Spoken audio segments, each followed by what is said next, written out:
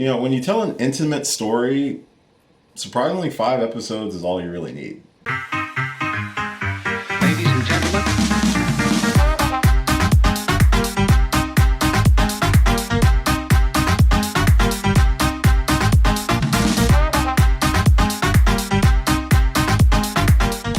Hey, what's going on, everybody? It's your boy Will, and welcome back to the channel, and welcome back to another spoiler review on the channel. Today I am giving my thoughts and giving a small spoiler review for Marvel Studios' Echo. This is the 5-episode miniseries that stars Alaqua Cox as Maya Lopez, aka Echo, and also sees the return of Vincent D'Onofrio's Kingpin in a very effective miniseries to highlight a new character. Does what it needs to do, if I'm being completely honest. This is going to be a spoiler review for the 5-episode one of Echo. So if you haven't watched any episodes yet, please make sure you pause this video, go check them out, and then come back and hear my thoughts on it. And if what is wrong with me today? And if this happens to be your first time checking out one of my videos, hi, my name is Will, and I do geeky stuff on the internet. I do reviews and reactions, discussions, some gaming, some drinking. I just like to have fun, and I hope you do as well. And if you happen to enjoy this sort of content and you're interested in hearing more about it from a geeky bear like myself, please subscribe to the channel. I would greatly appreciate it. It would just help continue to make this channel grow. So let's talk about Echo, which is Marvel Studios, I think their first Marvel Studios Spotlight series or property that they're doing in this sort of new era of them doing more, I don't want to just say adult content, but more MA rated content going forward in the Marvel universe. So if you don't know who Echo is, or you didn't watch Hawkeye, you're in luck, because the first episode of the series, they kind of give you more of the backstory, like where she started from, what happened to her mother, who was tragically killed in a car accident, which you turn to find out was more of a hit job because her father was into some shady business. And this transitions into her going to New York with her father, leaving her family and her town of Tamala, Oklahoma, and the other members of her family's tribe. I believe it's pronounced Choctaw, and I'm sorry right off the bat if I mispronounce anyone's name or place of origin. I'm so sorry. That's also how you get the introduction of Wilson Fisk into Maya's life, and how he became more of a surrogate uncle and father figure after the death of her father at the hand of Ronan, who was Hawkeye. So you get all that backstory sort of dumped on you in like the first 25-30 minutes of the very first episode, and then we jump into where Maya is at this point in time after the events of Hawkeye, when she supposedly kills Kingpin. I thought the first episode was very effective in introducing people and getting people caught up if you didn't necessarily watch Hawkeye or any of the previous showings of Maya's character within the MCU. To be completely honest, I'm very unfamiliar with the Maya Lopez Echo character, besides my introduction to her in watching Hawkeye. So this series, definitely, I was going into it completely blind. I had no idea if she had a power set, or if she was just a very skilled fighter, an assassin like a Black Widow, or closer to like a Daredevil, who does make a cameo in the very first episode. It's a brief cameo. It's more so set between the period of time when she is first being more indoctrinated into Kingpin's empire and sent out on like training and stuff like that, is when she encounters Daredevil. And they have a brief scuffle, which I will say right off the bat, I think the fight choreography in the show was done very well. I really liked the fights in episode 1 and episode 3 respectively, because it got to show off more of Maya's abilities as a cunning fighter and strategist, and using her own disability to her advantage and being able to outmaneuver and outfox a lot of her enemies. So I really enjoyed the aspect of her character, and also the aspect of how they displayed her hearing impairment, because she is deaf. There are scenes that you are with Maya's perspective, and the sound obviously goes away, and it's really just, you hear the breathing and the heartbeat. You get more of a general vibe of what she goes through as someone who lives with a disability. I thought that attention to detail was really well done. I wasn't super big on the Maya character during Hawkeye, because there was so much going on in that series, and it was hard to get a feel of more of what her motivation was beyond just seeking revenge. You get a lot more of that within the series. From such a young age, after losing her mother, she was dealing with grief and loss and being separated from her family and really only being raised by her dad at that point. She lost a sense of identity with not only herself but with her people and understanding where she came from. So setting the series in her hometown where she's forced to reconcile a lot of the past trauma and also reconnect with who she is and where she comes from, I think is one of the strengths of the series. Initially, I wasn't sure the maximum involvement you were going to see with Wilson Fisk or with the Matt Murdock characters, but they are not the focal point. I thought the inclusion of them worked for what it was. The Daredevil cameo is just a cameo, to be completely honest. He's only in the first episode and only in there for a few minutes. And that's more than enough, because where these characters live in a world where other characters exist like this, it's not surprising that you will run into one or two of them. And with the recent announcement that the previous Netflix universe of Marvel shows like Defenders and Jessica Jones, Luke Cage, Daredevil, even Iron Fist, those are all considered canon now to the MCU. That's good because it also informs a lot of where Kingpin's character and motivation came from, which makes it much more devious as to how he's able to manipulate Maya and, in a sense, help her with her grief and her trauma, but really is just using her kind of this way that Hawkeye described it when he confronted Maya about the whole thing and ratted out Kingpin as the one who put the hit on her father. I liked their inclusion, but I also am glad they didn't overstay their welcome and they weren't turned into like the focal point of the series. I love the family conflict of the series. The fact that she has to confront her past really kind of gave me the sense of like her character at this point in time felt very much like a child. Not necessarily like she's immature or anything like that, but she was motivated by her anger and her pain and wanted to inflict that pain onto Fisk for the murder of her father without thinking about the consequences of those actions and what that meant for bringing that back to her family. And one of the things too was that the first few episodes, I was very surprised at the direction of her motivation wasn't necessarily like to get away from Kingpin. It was to like take over or to send a message to his empire or something like that. It felt very reckless and very foolish. And it's pointed out by multiple characters, like her uncle that she re-encounters. And eventually when she meets her grandmother again after so long, there's that tension and that recklessness is what puts a lot of people in danger. And being that her formative years were formed by her relationship with Kingpin, it makes sense that that's where her headspace is because she doesn't know any better. It's not until she is able to reconnect with family and also kind of put in place like, hey, what you're doing is not okay. We understand you're hurting. Everyone's hurting. Like people, you didn't just lose your mom. Like people lost a daughter, people lost an aunt, everyone grieves in different ways.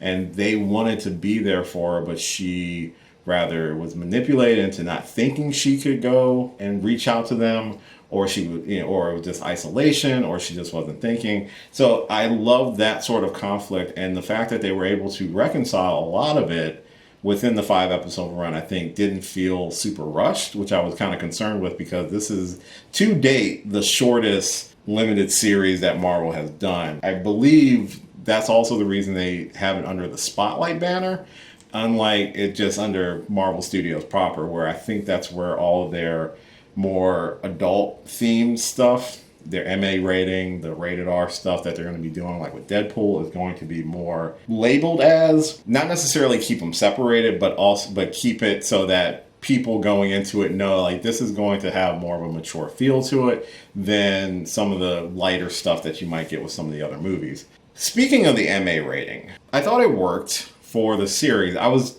concerned if it was necessary, but yes, it makes the level of tension that I felt for certain characters was increased because of the threat that Kingpin posed over the entire situation, even though he's only in it for a few episodes. Like, there's certain characters I was like, I hope they don't kill him off, because they are doing the more MA rating, so you get to see more blood, more violence. But the level wasn't excessive, which I was concerned with. I was concerned because, like, oh, we're going to slap an MA rating on it. We're just going to be blood splattering, Kill Bill style all over the place. Or you're going to go like levels of Invincible or The Boys, where there are certain moments where it feels grotesque for grotesque's sake. But it worked for what they were doing with here. You probably could have even done without it to a certain extent, because there's not many scenes where they went super hardcore. Like, no one got their hand cut off or anything weird like that. It's not like the Netflix ones where he killed a guy by bashing a door on his head until he decapitated. It's nowhere near that level. But I think it adds a level of flavor and maturity to it without necessarily compromising the overall story that you're trying to tell. Like, it's not the draw is the MA rating. It's just the fact that it's a little bit more brutal. It's a little bit more no nonsense, and there's not as much humor as you would think there would be in it, because it is a Marvel property. You usually expect it, but it's subtle and it works. I actually enjoyed that it worked as well as it did. The opening scene threw me off at first, but that's also because I know nothing about the character, so it was hard to tell what was incorporated from the comic or what was just incorporated with changes that you made to match the character. I love how the power set or the abilities are hereditary. They are passed down generational. The introduction of her ancestors and how it's slowly sort of brought to light that is what's happening to her, and how they tie it into her actual powers, I really appreciate it. It made it feel less like you're just giving her random powers for random sake. It had more of a meaning and importance to it. I thought it was beautifully done and made it much more impactful within the series, and informed more of Maya's journey to not just try to let go of that anger and rage, but also to reconnect with who you are and where you come from. And that's always important. Interestingly, when I was trying to get information to do this review, I don't usually do like scripts or anything when I do reviews, but I try to get bullet points and things like that. And I was trying to remember the names and pronounce them correctly. And I found it interesting that the 5-episode titles are, forgive me for mispronouncing any names as well, Chafa Loa, Loak, Tuklo, Toloa, and Maya. The episode titles are all of the previous people within her family who had the visions, had the abilities from when they first emerged. And I didn't realize it until I was just looking up stuff. I thought that's really well done, that each title is basically the next person within the line. Her mother used the power to heal people. You know, again, it's very interesting when you juxtapose Maya, who was kind of bred from a young age to become someone who hurts people, now has to find a way to balance that light and dark side of her past actions and things like that. Like, they're not absolving any of her past actions, because one of the lines from the trailer I remember was Kingpin like telling Maya, like, who's the real monster? I'm like, it's still you, Kingpin. You're still the monster because you did this to her. I mean, she is an adult. She's done these things, and that's something she has to live with. So I like how the family element plays a major role. I love how they tied her powers into her heritage. It just makes it feel much more important than just random powers. The fight choreography, like I said, was really well done. There's not a lot of heavy like fighting that happens in it. They did keep it minimal and didn't make it all about it. Like, some of the more poignant conversations were just between two characters, like the dinner she had with Kingpin, or the confrontation she had with her grandmother, and really kind of got more information about what was happening to her. But at the same token, was just up front, was like I needed you and you weren't there. And it was a really good scene. I really liked all the performances of the actors in the series. I thought everyone did a wonderful job. I'm glad that they, partnered with the Choctaw Nation in regards of developing the series, making sure everything was, respectful and done properly. When representation is done right, and it's not just done to pop a rating, you know what I'm saying? It's done with care and thoughtfulness, And even like the story, like one of the interviews with Alako Cox, which by the way, this was her first major performing role as an actor.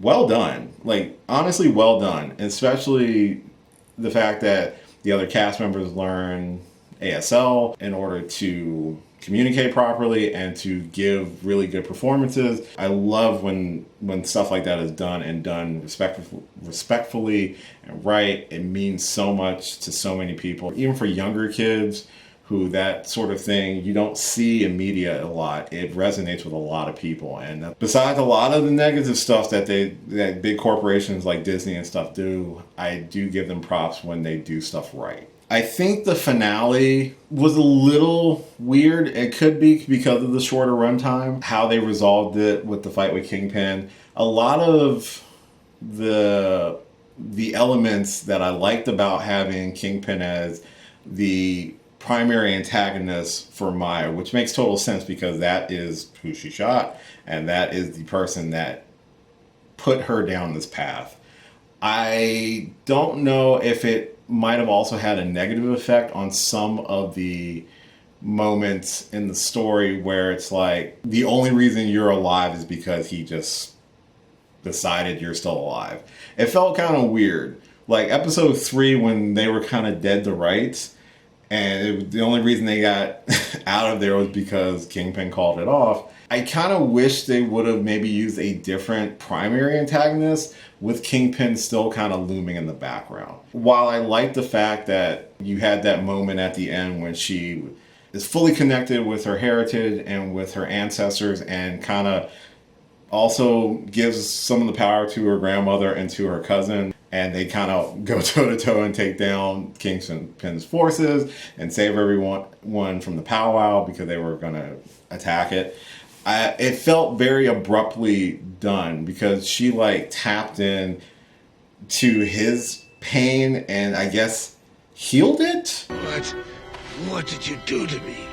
I took away your firebending. You can't use it to hurt or threaten anyone else ever again. That's a little ambiguous of what happened. It just was like, what did you do? What did you do? And he gets shuffled off and that's it. It was a little confusing of an ending. I kind of wish maybe if it was one episode longer, but I feel like for the story they're telling, I think the 5 episodes work. It does make me interested in seeing her again, maybe in some updated version of Defenders, especially if you are canonizing the previous Defenders universe. If you're canonizing it, maybe you can do a different Defenders series, so to speak. Or if they are planning something like a Midnight Suns, it would be interesting to have Echo on that roster. I think the Echo series was well done. A slightly different primary antagonist, like one of the henchmen's, if they were more in the forefront, I probably would have loved that sort of finale a little bit better. And maybe tease Kingpin is alive at the end of it would have been something I might have preferred a little bit more. Only because I felt like that last episode wrapped up abruptly is I think the way I'm trying to describe it. It wrapped up very abruptly.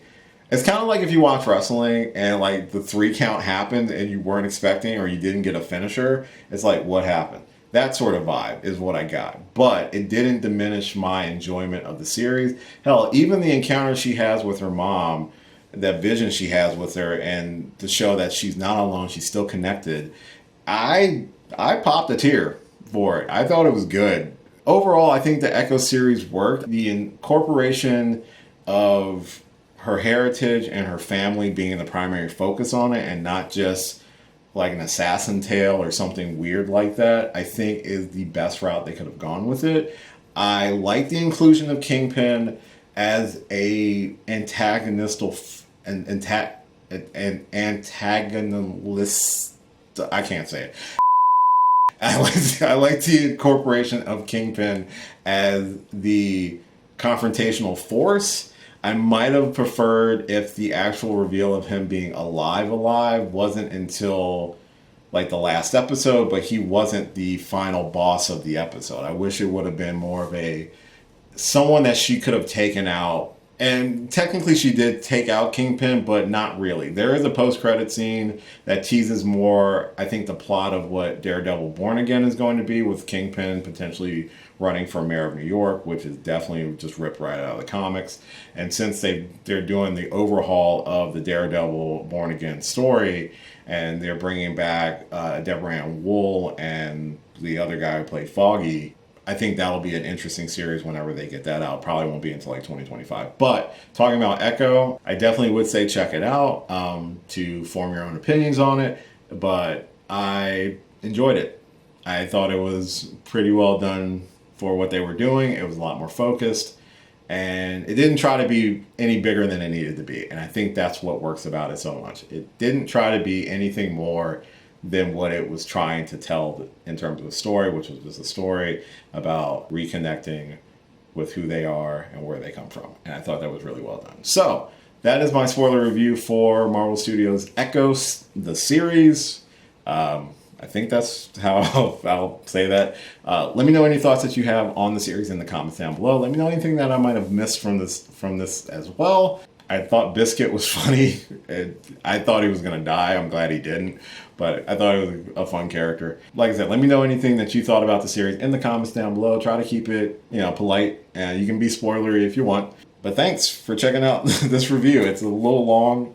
Sorry. I'm trying to figure out the right balance for doing reviews for a series. If I'm doing it one episode or multiple, if they drop them all at the same time, what do you want me to do? If you happen to enjoy this video and my ramblings, please subscribe to the channel, and also check out some of the other videos I have on the channel as well. I have a bunch of them.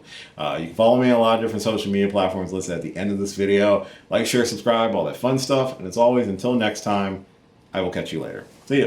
Hey, thanks for watching this video. If you did like this video, why not give me a thumbs up and share it with your friends? You can subscribe to the channel by clicking on my gorgeous little face right over there. You can follow me on all the various social media platforms right below. And last but certainly not least, if you've got a few extra minutes, why not check out one of the lovely videos floating right over here. Later.